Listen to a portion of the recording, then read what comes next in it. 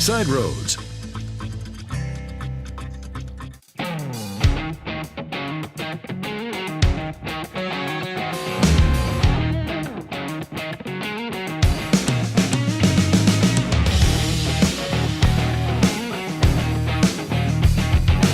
Songbirds is a vintage collection of guitars that date from anywhere from, we have some from the 20s all the way up to the 30s and 40s, and then we really focus on the solid body electric guitar, which is 1950s to 1970s. It started in the 50s, and then our collection kind of tapers off in the 70s.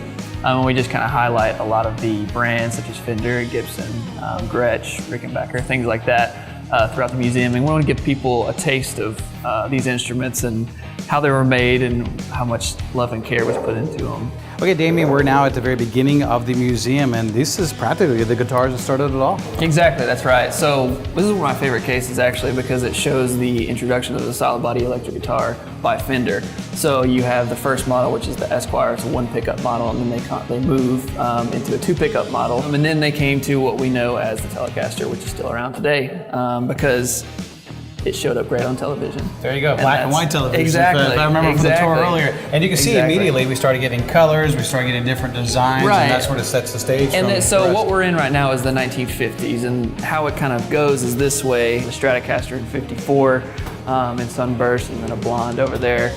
And so it just keeps going, I mean, all the way up into the 70s when you start to get the funky colors and everything else. 1960s, you'll see a lot of great, incredible colors. Right, so this was Gibson's Sunburst Les Paul, and they had the gold top and then the Les Paul Custom, but this was the next thing. The funny thing is that it didn't do as well when they came out, which is so funny because now they're the most highly coveted electric guitars that it's ever been. A lot of electric guitars here, but I know over your shoulder we've got some banjos, we've got some acoustic guitars, and that's right. Even the guitar Chuck Berry played, and we just lost a great musician there. Yeah, we did.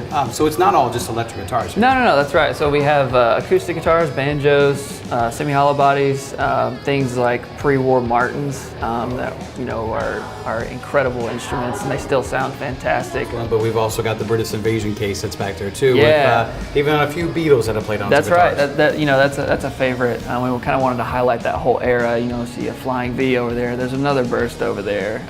There's a Thunderbird bass over there. Things like that kind of highlight that era. Rickenbacker obviously kind of dominates it over there because of everyone's a big Beatles fan. All right, Damien, it's only fitting that we have a stage inside of a guitar museum, that's but right. We're going to have some pretty famous musicians come and play on this upcoming this spring and summer. Yeah, that's something that we're looking forward to, is utilizing this space to provide the perfect environment for shows and legendary artists like Dick Dale, who's the king of surf, and then the California Guitar Trio's coming up. We have Tommy Emmanuel, we have Kevin Kinney, Michael McCauley, people like that we want to get in here and kind of show their chops, and kind of blow people away. And it's not only for the fact that they can come up here and play and everybody gets to listen to it, but they have the stories that why their guitar, what they chose was important. Exactly. They have the stories behind these guitars that we own now and that we're showcasing for people, so they can literally point over there and say, Dick Dale can say, there it is right there. I own that, I played that guitar.